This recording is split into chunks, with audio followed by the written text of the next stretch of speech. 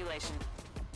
Talking about Halo 5, obviously everybody knows what the game is, but we're going to focus a little bit more on the multiplayer side of things because there are a whole lot of people that appreciate some Halo 5 multiplayer. Ben, Halo 5 Guardians multiplayer, what'd you think? Well, we're lucking out because we get to talk about the multiplayer part of Halo 5, which is also known as the good part of Halo 5 Guardians.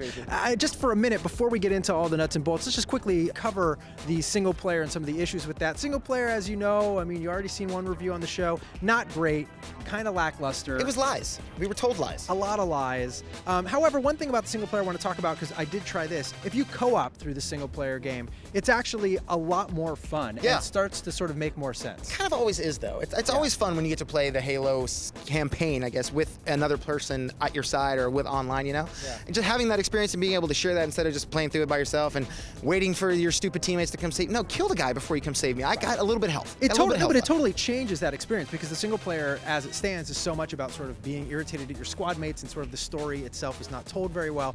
But when you're playing with other people, suddenly it's a little more fun. You're getting revived at the right time. You start to bump up the difficulty. And you can tell them, I got a half health. I got half health. Don't worry about it. Right, exactly. Come after me in a second. I'm almost dead. It makes a lot more sense. Yeah. So just sort of as a quick aside, I do think the single player is worth it if you're co-oping it, but why bother with that when Halo 5 has such awesome multiplayer, particularly in Warzone? Jose, let's talk about how rad this mode is. It's crazy that this mode hasn't been in Halo.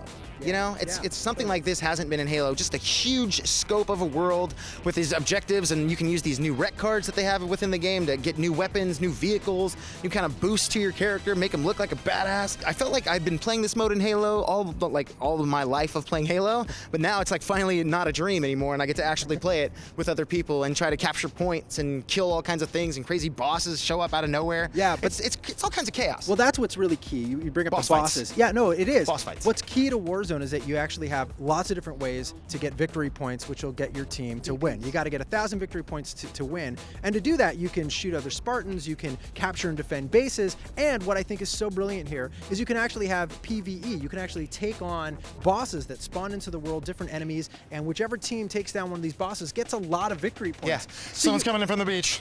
He's coming in from the beach. I don't know. It You might be a shark. It's awesome, and you got to do it. And I mean, I think also a lot of people, you know, hop into a game like Halo 5, and in very short order after this game launched, all the pros show up and start kicking your ass. Really fast. You get your ass kicked. So what's nice about Warzone is, like, if you can't take over a base because it's crowded with really badass players, like, run down to the beach and maybe you can knock out Get a one little of these. suntan. Yeah. Take the boss out. Get a little tan. Get Work on 150 victory points for knocking out some legendary boss, and you've helped your team. It feels like Destroy the core. I'm trying. I'm trying. it's awesome. I mean, you can. That's another thing, right? Destroy the core. There's all these different ways to help your team to win, and it just feels like there's strategies that just develop on the fly with which vehicles and wrecks you're using. Like, why are you going to use this wreck now? Hold up and wait for this certain gun because now they've got a Wraith out and you got to get a rocket launcher.